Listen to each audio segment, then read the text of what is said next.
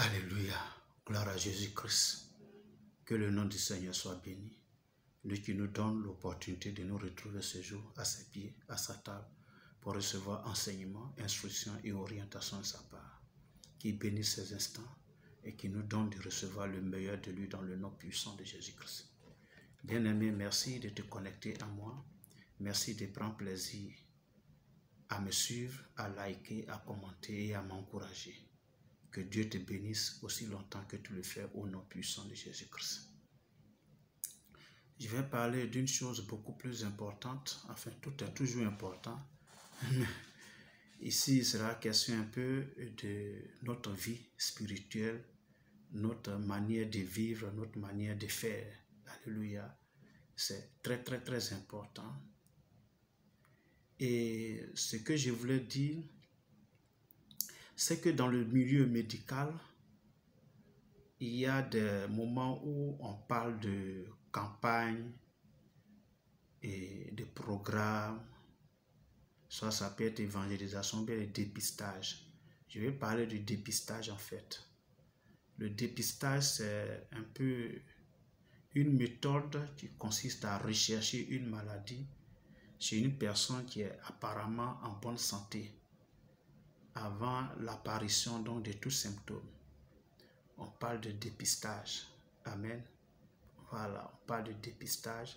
On parlera de dépistage du sida, dépistage du Covid, dépistage du cancer du col de l'utérus, dépistage du cancer des seins, etc., etc. Donc, c'est un examen qu'on fait pour voir si la personne est infectée ou pas. Et si elle est infectée, alors on prend vite la prise en charge au point que la maladie ne va pas se développer dans la vie de cette personne. Cette réalité médicale-là, je pense bien qu'elle peut être translatée dans le domaine spirituel. Amen. Il est important à des moments que le chrétien se pose beaucoup de questions et fait un peu son autodépistage pour voir s'il est encore dans la foi chrétienne, s'il marche conformément à la parole de Dieu. Alléluia. 2 Corinthiens chapitre 13, verset 5 dit ceci. Examinez-vous vous-même pour savoir si vous êtes dans la foi. Éprouvez-vous vous-même. Ne reconnaissez-vous pas que Jésus-Christ est en vous, à moins peut-être que vous ne soyez désapprouvé. Donc, examinez vous-même pour savoir si vous êtes dans la foi. Éprouvez vous-même. Alléluia. Donc, c'est la parole de Dieu. C'est pour dire qu'à un moment donné de la vie chrétienne, il faut s'arrêter à un moment donné. Parce que la vie chrétienne, au-delà de la routine, à savoir prier, aller à l'église, servir Dieu dans un département particulier ou bien être responsable, évangéliser, au-delà de tout ça là, c'est une vie que nous menons. Amen. C'est une vie que nous menons. Alors, il faut à des moments faire le dépistage pour voir est-ce que de façon insidieuse, de façon malice, le péché n'est pas en train de rentrer dans notre vie. Est-ce qu'il y a des choses qu'on tolère encore dans notre vie? Est-ce qu'il y a des choses qu'on ne tolère pas encore dans notre vie? Alléluia.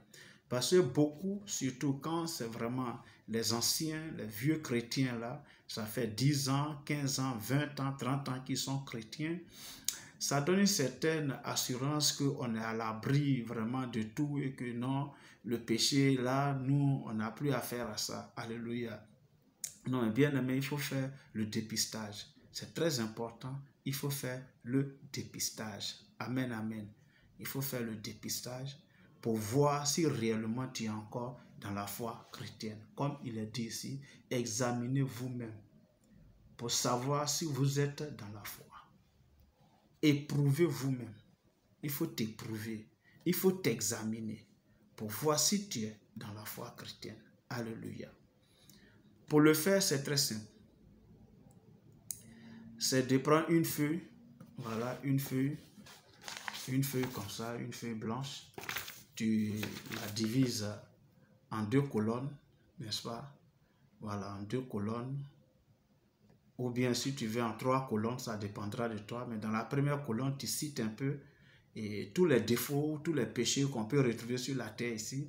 Et puis dans la première colonne, c'est un peu, dans la deuxième colonne, j'ai dit maintenant, c'est avant ta conversion.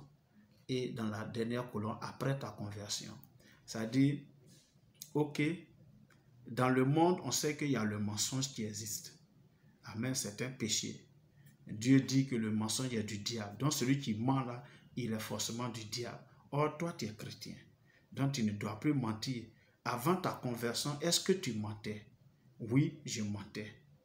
Mais après ta conversion, après 5 ans de conversion, 10 ans de conversion, après 15 ans, 20 ans de conversion, est-ce que ce défaut de mensonge, ce péché de mensonge est toujours dans ta vie? Est-ce que tu dis la vérité même au téléphone quand on t'attend et puis c'est une urgence? Est-ce que tu ne mens pas? Est-ce que tu ne fais pas des choses et c'est-à-dire tu ne caches pas certaines vérités? Tu ne dis pas une demi-vérité, donc c'est un demi-mensonge que tu dis. Alléluia. Voilà l'examen que tu dois faire. C'est un dépistage que toi-même tu fais à la lumière des Saintes Écritures. Amen. Il y a la tricherie par exemple. Ça peut être, c'est vrai qu'on parle de tricherie, on voit tout sur les élèves, les étudiants, mais il y a la tricherie aussi dans le domaine professionnel, n'est-ce pas? Tu prends les recherches de l'autre et tu les appropries, n'est-ce pas? Et c'est toi qu'on récompense parce qu'on pense que c'est toi qui es l'auteur de ces recherches. Or, en réalité, c'est un vol, c'est une tricherie. Est-ce que ça existe encore dans ta vie après ta conversion, après 5 ans, après 3 ans, après 2 ans, que tu dis que tu es chrétien, que tu fréquentes régulièrement, même tu es baptisé, après 10 ans, est-ce que la tricherie et le vol existent encore dans ta vie? Amen. L'impudicité, l'adultère, le vol, quoi encore? Beaucoup de péchés. Est-ce que vous voyez un peu? Il est important à des moments que l'enfant de Dieu, à un moment donné, s'arrête et fasse son autodépistage. C'est-à-dire qu'il se mette à la recherche, n'est-ce pas, de certaines pathologies spirituelles qui pourront infecter gravement sa communion avec le Seigneur au point qu'il soit désapprouvé pour ne pas hériter le royaume des cieux. Amen. On veut tous aller au ciel. C'est pourquoi nous avons donné nos vies entre les mains du Seigneur Jésus-Christ. Il est mort pour nos péchés et nous sommes vraiment convaincus pour cela. Mais après la conversion, la vie chrétienne commence. Et cette vie chrétienne-là, c'est une vie de sanctification, de sainteté où l'enfant de Dieu fuit toute forme de péché. Qu'elle soit physique, qu'elle soit spirituelle, il faut la fuir. N'est-ce pas? Alors, qu'est-ce que toi tu fais? N'est-ce pas? Est-ce que tu n'es pas dans l'escroquerie, tu n'es pas dans la magouille, tu n'es pas, comment dirais-je, dans le mensonge, tu ne te retrouves pas dans les critiques, dans les médisances, dans les calomnies. Et est-ce que tu n'es pas seul? Généralement, on pense que, ok, j'ai pris tous les jours, matin j'ai pris, le soir j'ai pris, je suis régulier à l'église, ok, c'est bon. Mais tu te retrouves dans des critiques. C'est toi comme on le dit à Abidjan aujourd'hui, tu es dans les bérets, en train de critiquer, en train de dire des choses qui ne sont pas vraies, même si elles étaient vraies. Quand quelque chose, même quand elle est vraie, et puis elle est mauvaise, il est mieux de ne pas en parler. Il faut plutôt parler des choses positives. Amen. Voilà. Mais est-ce que quand toi tu fais ton dépistage là, tu te retrouves dans ces choses-là? Si oui, alors il faut te repentir et demander la grâce et la faveur de Dieu pour qu'il te donne la capacité à quitter cela. Parce que, tout comme le dépistage là, si on décèle tôt le mal, alors la prise en charge est faite et on pourra donc épargner le patient de ce mal-là. Non, plus tard, on fait la prise en charge. Amen. Donc, il faut le faire maintenant. Maintenant où tu as le souffle de vie, maintenant où tu respires, maintenant où tu sors et tu rentres et que tu es libre de tes mouvements, maintenant où la mort n'est pas encore arrivée à ton niveau là, c'est maintenant qu'il faut faire ce dépistage-là pour voir quel est encore le péché que je porte dans ma vie, dans mon cœur, dans mes pensées et dans mes actes, dans mon attitude. Je pense que quand tu vas le faire, à la fin donc de ce test-là, si le résultat est conforme véritablement à la parole de Dieu, dans le livre de 2 Corinthiens 5, verset 17, qui dit, quand quelqu'un est en Christ, il est devenu une nouvelle création ou une nouvelle créature, et que les choses anciennes sont passées, et que voici, toutes choses sont devenues nouvelles, trouve donc son accomplissement. En ce moment, tu peux toujours continuer ta marche chrétienne avec le Seigneur. Alléluia. Parce que si le mensonge est encore en toi, si le vol est encore en toi, si l'impudicité est encore en toi, si l'immoralité est encore en toi, si les propos injurieux, parler mal aux gens est encore en toi, critiquer les gens, médire des gens, dire des choses qui ne sont pas justes sur les gens, dire des choses qui ne sont pas correctes sur les gens, ça existe encore dans ta vie. Cela signifie tout simplement que la parole de Dieu qui dit que les choses anciennes sont passées n'est pas encore accompli dans ta vie. Les choses anciennes ne sont pas encore passées dans ta vie. Alléluia.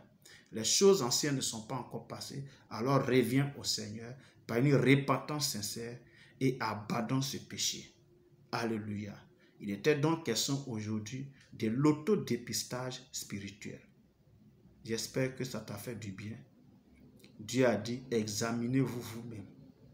Examine-toi à chaque fois pour voir si tu es encore dans la foi chrétienne. Le faisant, tu te sauveras toi-même premièrement, mais également tu sauveras ceux qui sont autour de toi et ceux qui te communiquent, ceux qui t'écoutent. Merci.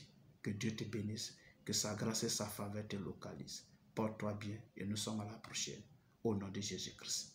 Amen.